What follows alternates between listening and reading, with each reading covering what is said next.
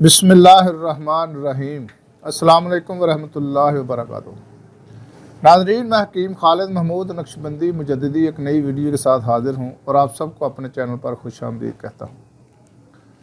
नाज़रीन, चैनल को सब्सक्राइब करें और बेल आइकन ज़रूर दबाएं ताकि आपको हर रोज़ नई आने वाली वीडियो सबसे पहले और बआसानी मिल सके। वीडियो को शेयर भी कर दिया करें ताकि दूसरे लोग भी इससे फ़ायदा हासिल कर सकें। व इज़ा मरिदतु फ़हुव यशफ़ीन, जब भी मैं बीमार होता हूँ वही अल्लाह शिफा देता है। शिफा देने वाली अल्लाह की ज़ात है। दुआ खाने से पहले ये दुआ ज़रूर पढ़ लिया करें ताकि इसमें अल्लाह ताला शिफा रख देते हैं और आपको उसका फ़ायदा भी हो जाता है। तो नाज़रीन, आज का मेरा मौजू है बवासीर। बवासीर आपको इल्म है कि कितना ख़तरनाक मर्ज़ है। खूनी हो, बादी हो, मोकों वाली हो, तो ये कितनी तकलीफ़ दे मर्ज़ है। तो ये आज आपको मैं आसान नुस्खा बताने लगा हूँ। अगर मौके हैं या ज़ख़म है तो ये दुआ उस पर भी लगाई जा सकती है और आप इसको खा भी सकते हैं। दोनों सूरतों में आप इसको इस्तेमाल कर सकते हैं और बापरहेज़ इसको आप इस्तेमाल करेंगे तो इंशाअल्लाह ताला बवासीर से आपको मुकम्मल जो है तो वो निजात मिल जाएगी। तो चीज़ें सिर्फ दो है, मर्दार सिंग और कथ सुर्ख। ये आपने मुर्दार सिंग जो है ये आधा तोला लेनी है और कथ सुर्ख जो है ये आपने 1 तोला लेनी है। दोनों चीज़ें आपने अलग-अलग मिक्स करनी है, पीसनी है। ये आपको मैं बता दूं कि जो मुर्दार सिंग है ये एक नीम समी जहरीली दवाई है, हल्की यानी कि जहरीली दवाई है।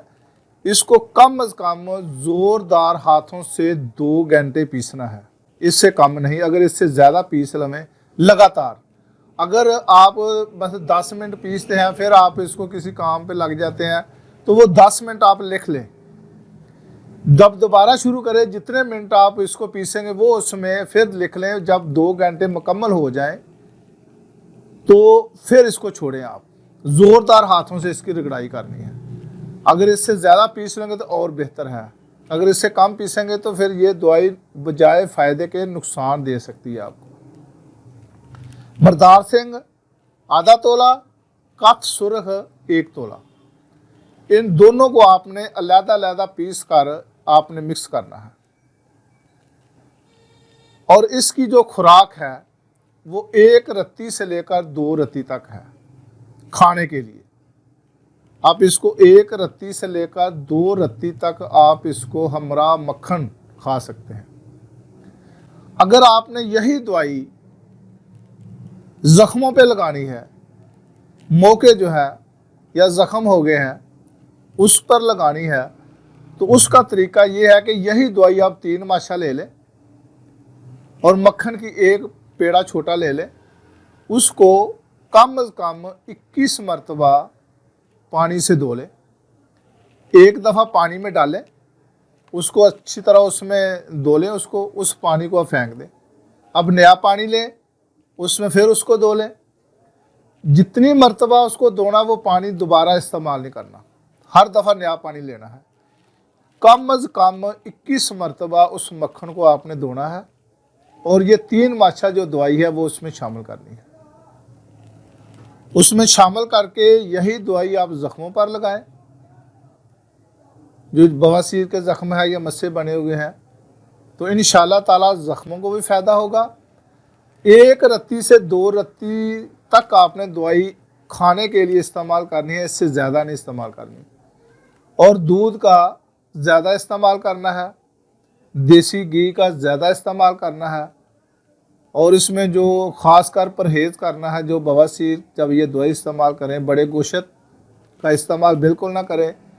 मसूर की दाल हो या साबुत मसूर हो ये बिल्कुल नहीं इस्तेमाल करने।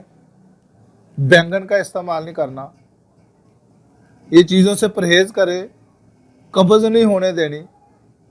कोशिश करें कि गंदम और जौ का मिक्स आटा पिसा लें पत्थर की चक्की से, तो वो जो पत्थर की चक्की का पिसा हुआ आटा उसको छानना नहीं है। बगैर छिने आटे की रोटी खाएं। हो सके तो इसमें चने शामिल कर लें।